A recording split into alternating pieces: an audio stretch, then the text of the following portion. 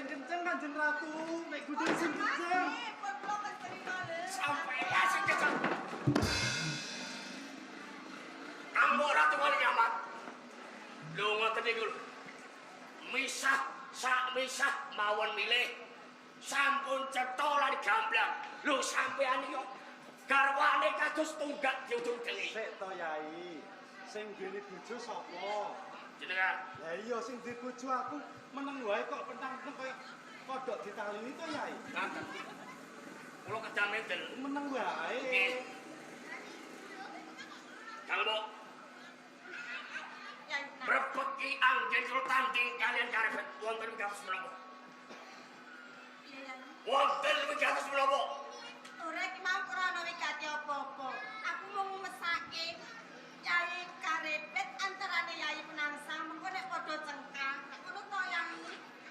Sampun kula sengaja nanging karepet uguh menika japo ingkang nyidra ora tus menaju. Nipun. Dan negara kuwi duweni pranatan. Yo kene Yai karepet apa dene Yai Penangsang? Kok padha cengkang? Tak perkara apa kok Yai? Perkawis ora tus menaju. Perkara wis ratu menanjung. Nggih. Yo kene kowe dawa kan Yai karepet dhewekne nitra kan ratu. Sampun gamblang. Saderipun ora tus menanjung anis. Karepet dirembuk kanthi sarana alut yang kini ora bakal ana rampungé. ingkang dipun kesakaken. Sing tak karepe iki dina ayo munggah ana ing Demak Bintara, nyah jala pengadilan. Monggo. Ayo. Sing kenceng iya. Ayo Yai. Nek gamelan sing kenceng Yai. Sing kenceng.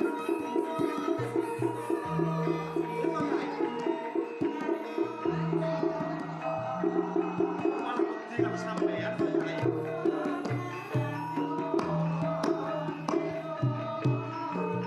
Manik to Yai Penangsang. Gedhog. Elo. Sing to Yai. Aku tak takon karo kowe. Tak ibaratke iki aku duwe sepeda, ya to? Yai karepet ki sing milih. Suwe-suwene sing milih ki sing duweni sik suwe sing duweni kok Yai numpaki. Panjenengan garwanipun sih. Garwane Yai kali nyamat Yai. Kedahipun ingkang saribit ingkang digandheng niku mboten Joko Tingkir karepet ning panjenengan. Kaya ngono ya Yai. Ayo tak dereke Yai. Tak dereke. Sowan noy. Mbak Bintara. Ngoten. Ayo. Yai. Ayo to Yai. Menungso mbok padhake sepeda ape jenengane mriki. Wis to Yai sing dadak ngono. Aku sing te bojo wae ngono wae kok Yai. Ngoten. Yen ngoten. Monggo.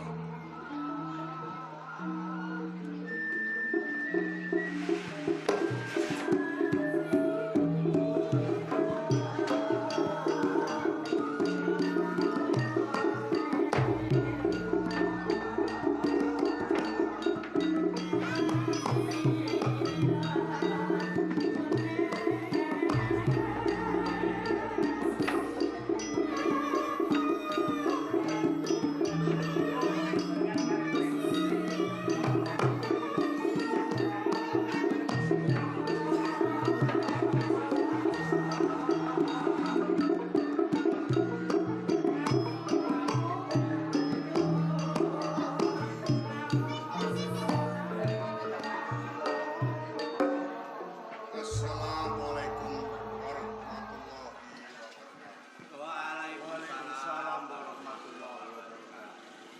Dumateng panjenengan Gusti.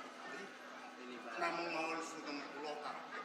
Katampa Jubeng Sultan ora lewat sabab pandungane wong tuwa kebak tampanono Jubeng Sultan. Kula tampi mugi dados lenggah ingkang sekeji. Staken jalu. Romo Kudus Paring pangandika kula ugi sugeng kula katut. kula tampi supados kagem jecimat semantena salam taklim kula kemawon katur wonten ngersanipun Kanjeng Sultan. Kula tampi mugi dados para kawula wonten bintaran. Nuwun sewu. Danipun kula menika badhe rembak perkawis. Pakih ana salam kula utus ngajaken. Wonten ing penarokan. Kabar ingkang kula tampi. Mboten saged nindakaken bupati saking penarokan malah kapur. Warga semi kapikut wonten ing penarokan menaringaken kula titip negari Demak Bintoro tunggal wulung kula jangkaipun.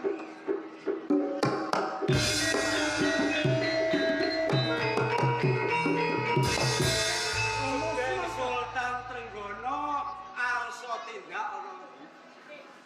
Wonten ing penarokan musah tunggal wulung Ben Sultan Walida. Mo sinau lan nyinaoni nyelahake rasa.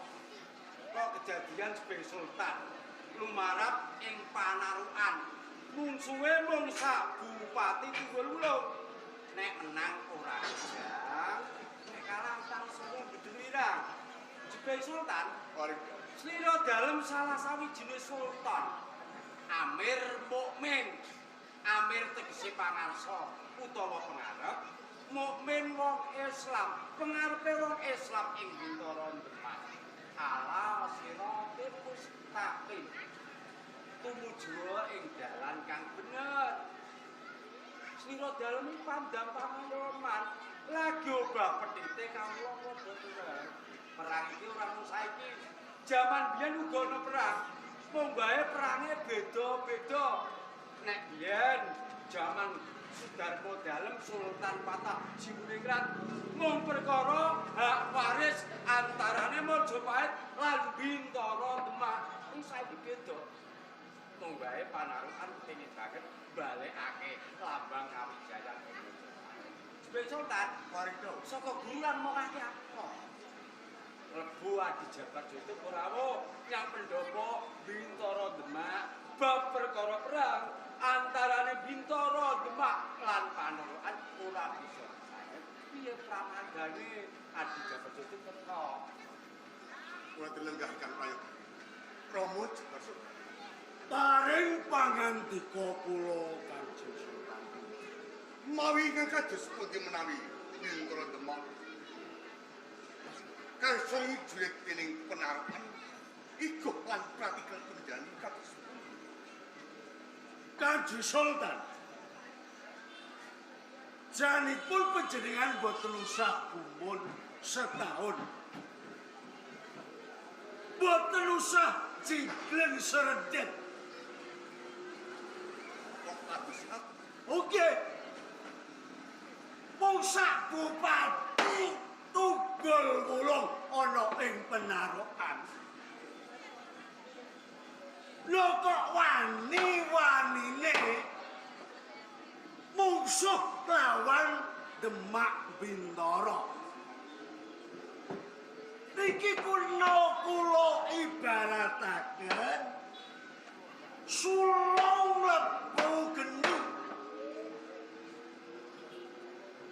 Kadipaten Penarukan iki mung sak propirane Demak to.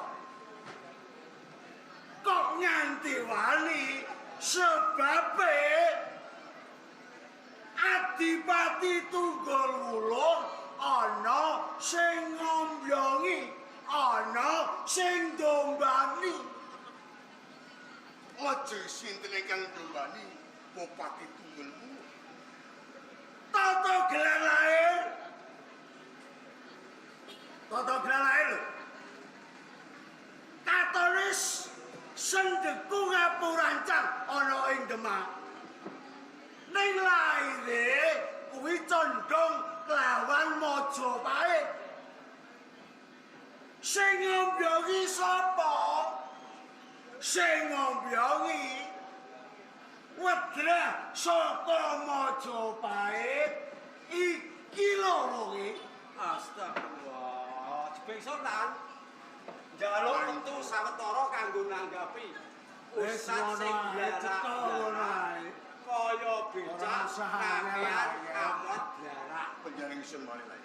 Jabar Sodik. Kakang Kali Adi Joko. Sunan Kudus. Nggih Kakang Kali. Sunan sing ganteng sing jelone. Sinten to mriki mboten Jabar Sodik.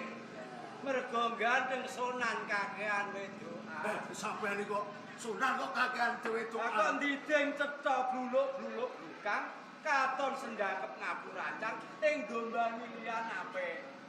Adi Jabar Sodik. Oh nggih, Dadi pripun? wong iki mbok kulino buka lembaraning sejarah. Aja atut grubyuk ora ngerti rembug. Nek Kalijaga dididing belani wong panarukan arep nuduhke Bintara Lemah. Nek kowe buka lembarane jalan alam babat alas glagah wangi. Glagah wangi dibabat dadi Kutaraja mergo rawa katon ngemak-emak dijenengake Demak sing jumeneng Sultan Patah ya Raden Kasan. Kowe melu gagah ora. Demak kencar-kencar Majapahit isih ana lakon Grendrawardhana Balela tumekane Brawijaya waras. Kowe wani maras ku. Boten. Rama mbonang wae ora wani. Sapa sing wani maras? Wong elek. Nalikane ana lakon ing Gunung Celme, Buta Lucaya golek mangsa utawa Kalijaga barang tayub. Masjid digawe semono gedhe, urung ana makmume. Kowe godha golek makmum. Kowe mung perang, besok kapan Majapahit rubuh, ana boyongan putri jenenge Ratu Dwarawati. Sapa sing oleh? Lho aku kok diarani ngombyonge panarukan. Tenane ora dos. Mung wae panarukan kepengin banget nglestarekake kabudayane Brawijaya kena diarani Trigita Gautama. Nek cara Demak sing wong Katolik ana nggone dhewe ning gereja, sing Buddha ning wihara, Islam ning masjid, ngono lho di Jabar Sodik. Ngono sampean iki tetep ora umum. Lho, Wis umum kok aku ora umum. ning sampean ora umum Kakang Kali. Tegese, Gus. Lumrahe Sunan. Sunabi makna. Woi budi witing kawruh. Sampean Sunan kok ora gelem rukun. Lho dasare Lah kok ora? Lumrahe Sunan nyandang penganggo tetep sarwa putih. Sebab putih mertandake suci. Nek sampean ora. Lah wong wali kok jaret ireng, klambi ireng, iket ireng. Lho, sampean iki Sunan apa wong nyula kodhok sampean? timbang nyuloi bojone wong. Ayo saya pundi Pak Bu? Nyulah kodhok karo nyuloi bojone wong. Nyulah kodhok iki apik, Gus. Mergo kepengin keluargane mangan. Nek cara kadilanmu mergo Sunan sing melarat, kepengin keluargane mbadhok. Direwangi nyuloi dadahe tanggane untuk beras kilo dipangan kalal. Ning nyak nyuloi bojone wong kaya Sunan kae. Sinten? Ae lho. Pundi lah. Tangane kok. Lho Teko sampean. kono. Ayo parake kok rene rumah saku kono. Senengane nek ana wong ayu. Senengane nyuloi tanggane. Lho sandangan kok diucik ning pendopo agung. Ning kitab iki ora ana, Gus. Wa makolaktul jina wal insa sandangan putih lan ireng karam mlebu neraka ora ana. Sing ana wa makolaktul jina wal insa liyak budun. Wa makolaktul jina stune ingsun Allah taala gawe jin wal insa lan menungso liyak budun menggobo mukti kanggo ya. Putih putih ndok mbok pameran. Lah sampean kok ngarani nek putih putih endok. Putih ndok. Kowe ngerti ndok? Ngerti to? Kira-kira enak. Ya enak. Nek didadar ya enak. Jenenge ndok dadar ya enak gurih. Iku nak ndok sing apik. Sing apik. Iki ndok koper, Gus. Lah terus Rupane putih. Diroane wis kuning. Nek diocaki ambune Oke budget. Ah. Sampean ngarani kok ambune budget. Ning semono ya Kakang. ning nak ireng-irenge manggis enak dirasakno. Lah kok iso? Manggis rupane apa? Ireng, Nek dioceki njero putih, rasane legine ra kaya karuan. sing kandha. Lah awake dhewe apik-apik. Mergo donya iki nek loro iki. Loro, Ana apik, ana ora.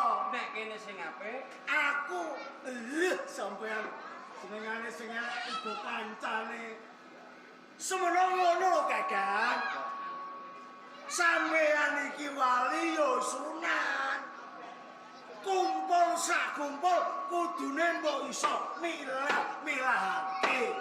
Nek sampean ora umume sunan kumpul ya karo kiai iki saora-orane. Nek sampean ora sunan sing dikumpuli ketoprak sing dikumpuli kayuban. Kula niku lho Kakang Gali. Tayuban kuwi dosa ya maksiat. Ketoprak kuwi maksiat ya dosa. Sebabe ora mukrime ning jero do untulan. Mula kula iki bakeni patipat. Sak anak turunku aja nganti ana sing dadi ketoprak. Dosa. astagfirullah. Oprak dosa. Lah nek dosa kira-kira matine mlebu apa? Mlebu neraka. Iki engko ana wong mlebu neraka. Lah kok iso? Adi jabar sote kondo tayupan maksiat. Maksiat. Ketoprak karam. Harap dosa. Nganti tiba-tiba. Tiba-tiba Anak putu aja nganti ana sing ketoprak. ana sing dadi ketoprak. Nek dadi ketoprak dosa. Dosa. Uripe mlebu neraka. Neraka Oh ya jahanam. mlebu neraka, Dus. Lah kok iso? Lah kowe ngene iki apa, Dus? Golek SPP nak. Kula niki boten ketoprak. Lah apa, Dus? Kula niki bisnis. Astagfirullah. Nglentir aja nganti kelentir. Tegese munggo kali jaga ora ana ning dalil ngarani ketoprak karam. Tayupan maksiat ora ana. Mung wae kena diarani karam lan maksiat, sisa-sisa sing lakoni. Tayupan diarani karam lak mergo sing joget arep joget do mabuk. Kaya ta. Nggih. Sejatine ora, mergo dicupuk saka tembung Arab, al-thayyib-thayyibah, apik utawa gedhe.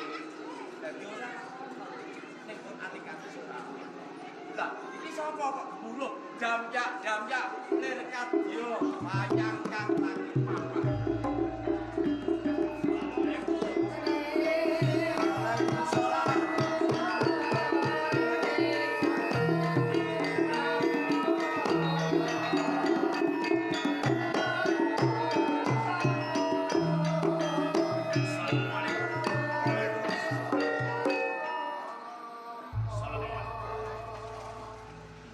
Assalamualaikum. Waalaikumsalam. Assalamualaikum. Waalaikumsalam. Assalamualaikum. Wes.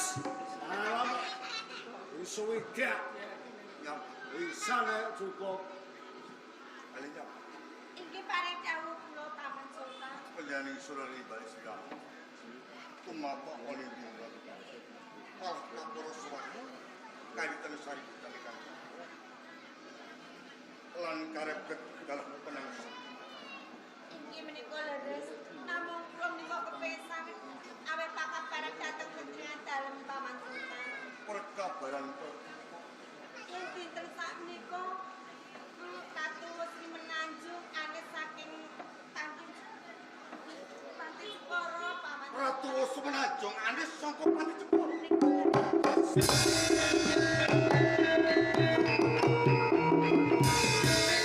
Paman Sultan, sumelo atur sawetawis. Anesipun Ratu Semenanjung, panjenengan ampun kekes ing penggalih, gurih ing penggalih awit menung. Durjananipun, pandungipun, sampun kula cepeng. Ora mbok selanaki ana pendokan. Sampun kuliahaken. Njur ngendi?